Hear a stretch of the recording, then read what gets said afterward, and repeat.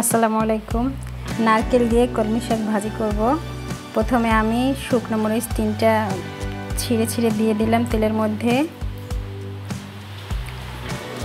একটু নেড়ে চেড়ে নিতে হবে। হালকা একটু ভাজা ভাজা হয়ে আসলে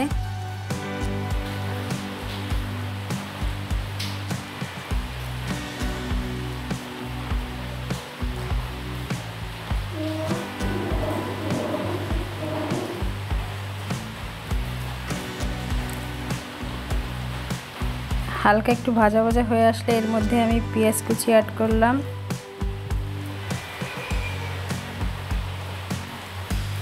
এখন একটু নেড়ে নিচ্ছি।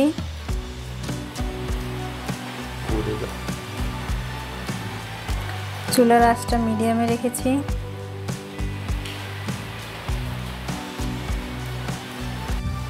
পেঁয়াজ হালকা লাল বর্ণ হয়ে আসা পর্যন্ত অপেক্ষা করব।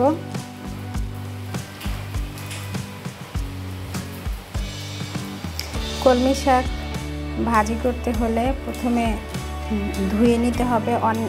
1 ঘন্টা বা 2 ঘন্টা আগে ধুয়ে নিলে পানিটা ঝরে যাবে, যেহেতু শাকটায় পানি থাকে অনেক, তা আগে ধুয়ে রেখে দিতে হবে। আমি সাধারণত আগের দিন ধুয়ে রেখে দেই, রাতে সকালে আমি ভাজি করি, কিন্তু আজকে আমি আধা ঘন্টা আগে ধুয়ে রেখেছি।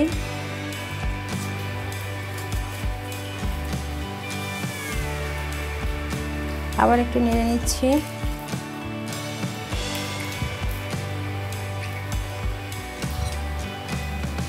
এর মধ্যে এখন আমি নারকেল কোরানো দিয়ে দিলাম। নারকেলটা আমার ফ্রিজে রাখা ছিল, ডিপ ফ্রিজে, ছাড়া পর্যন্ত নেড়ে চেড়ে নিতে হবে।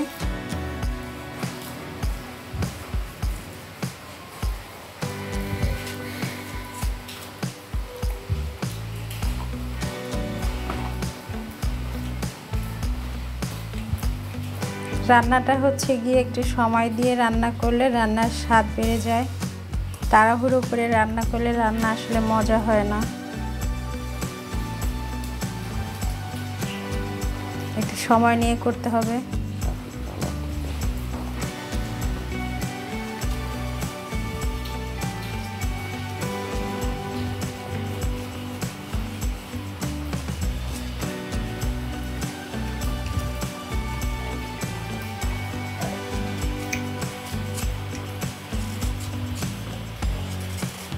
নারকেল কোরানোটা আমি ভেঙে নিচ্ছি।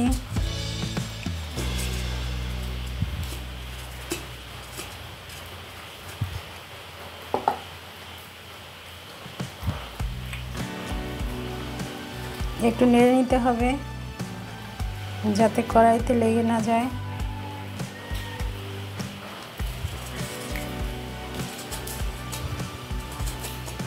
এর মধ্যে আমি ধুয়ে রাখা কলমি শাক দিয়ে দিব।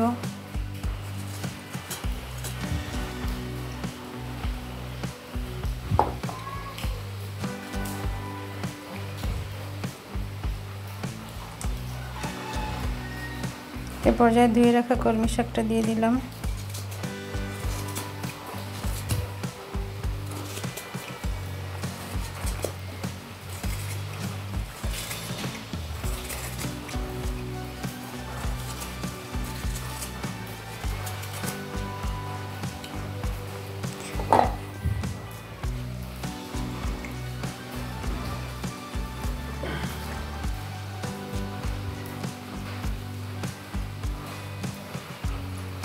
চুলার আঁচটা অবশ্যই হাইতে রাখবেন, যেহেতু কলমি শাকে পানি থাকে।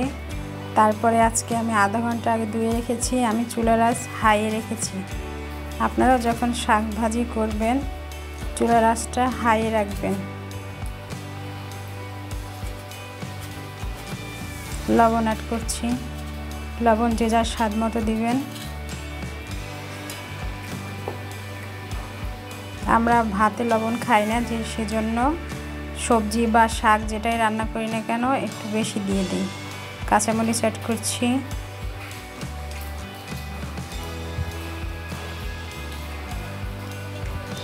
শুকনো মরিচ যেহেতু আগে দিয়েছি, কাঁচামরিচটা পরিমাণ মতো দিয়ে দিবেন, নয়তো বেশি ঝাল হয়ে যাবে। নেড়ে নিচ্ছি। নেড়ে নিচ্ছি।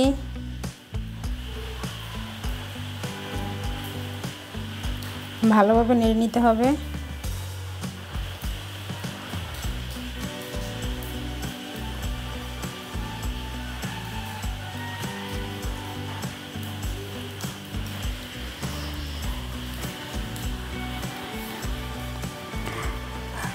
শাক যদি সবুজ কালারের শাক হয় সেই শাকটা না ঢেকে রান্না করার চেষ্টা করবেন। আসলে আমি কাঁচামরিচ কিছু তুলে রেখে দিচ্ছি, কারণ আমার মনে হচ্ছে ঝালটা একটু বেশি হয়ে যাবে, সেজন্য কিছু উঠিয়ে নিচ্ছি। হ্যাঁ, আর যেটা শাক, সবুজ শাকটা ঢাকনা ছাড়া রান্না করবেন, ঢাকনা দিবেন না। ঢাকনা দিলে কালারটা চলে যায়, কালারটা চলে গেলে দেখতে ভালো দেখা যায় না, আর হচ্ছে গিয়ে স্বাদটাও একটু কমে আসে।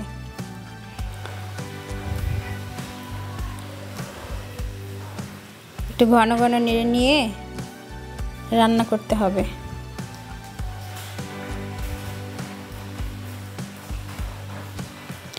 আমি সবুজ শাক কখনোই ঢেকে রান্না করি না।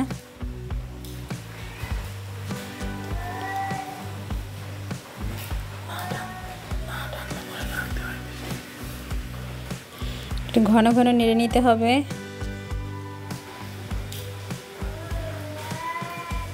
প্রায় হয়ে আসছে।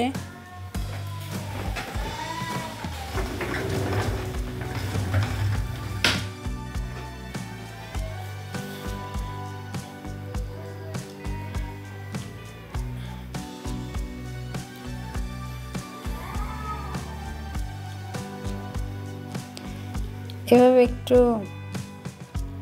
নাড়ুনি দিয়ে নেড়ে নিতে হবে। শক্ত ডাঁটাগুলো একটু থেতলে দিতে হবে হালকা করে।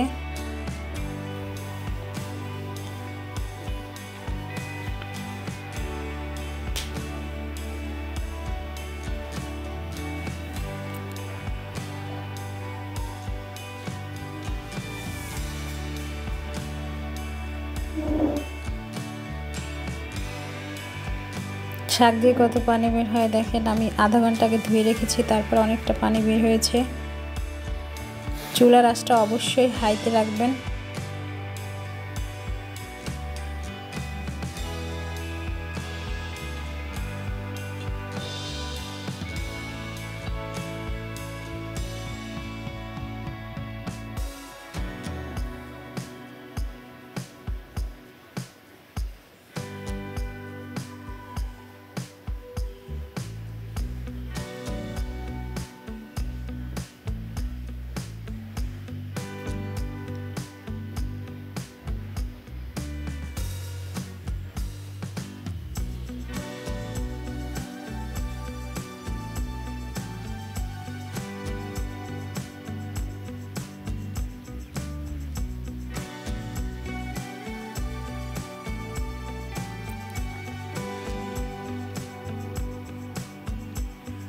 আবারও নেড়ে নিচ্ছি।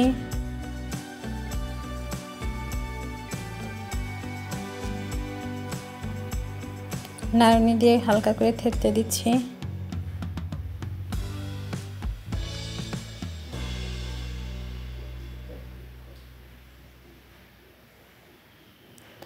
লবণ ঠিক আছে কিনা আমি টেস্ট করে নিচ্ছি। হ্যাঁ, লবণ ঠিক আছে।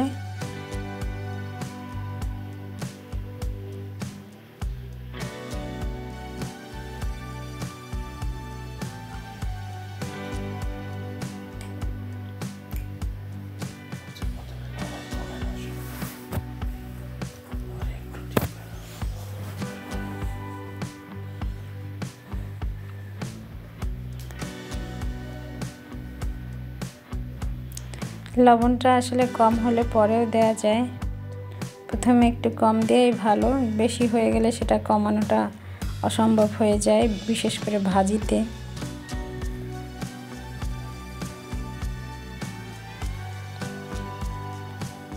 ডাঁটাগুলো এভাবে আলতোভাবে চেপে চেপে থেতলে নিচ্ছি।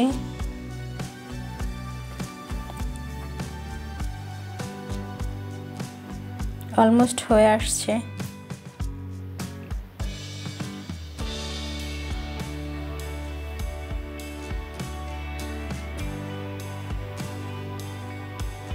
কালারটা একদম অটুট রয়েছে।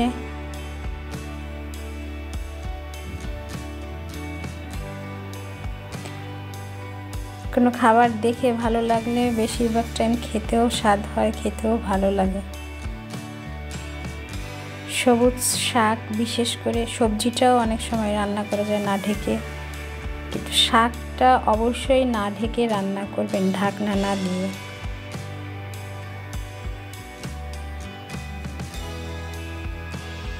খুব সুন্দর একটা কালার।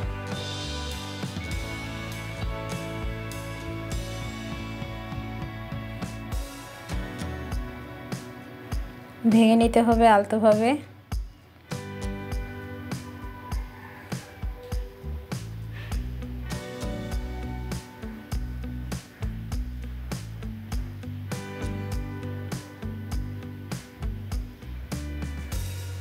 চুলার আঁচ কিন্তু আমি সবসময় হাইয়ে রেখেছি।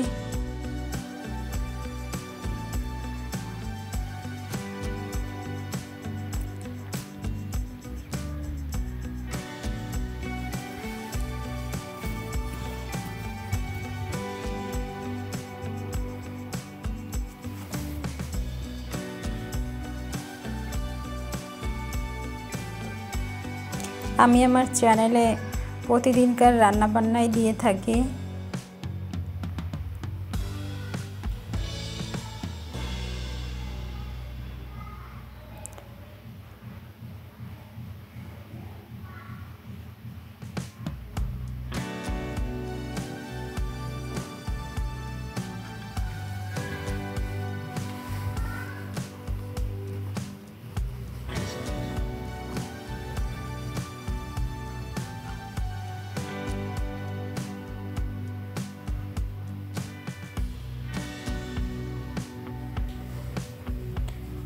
প্রায় হয়ে আসছে।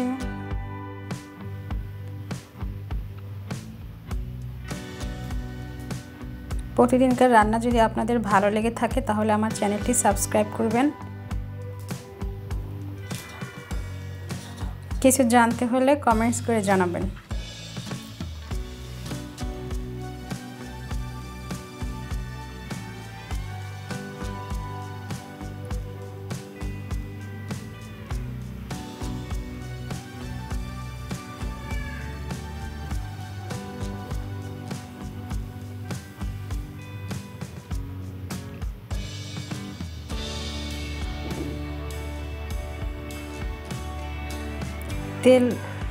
তেল তেল বের হয়ে আসছে, পানি একটু নেই, দেখা যাচ্ছে।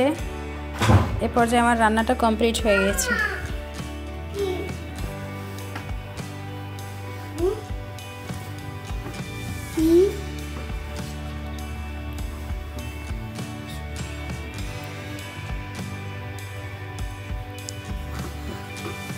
চুলার আঁচটা কিন্তু হাইই ছিল, বন্ধ করে দিলাম আমি। এই যে দেখেন, আমার নারকেল দিয়ে কলমি শাক ভাজি কমপ্লিট।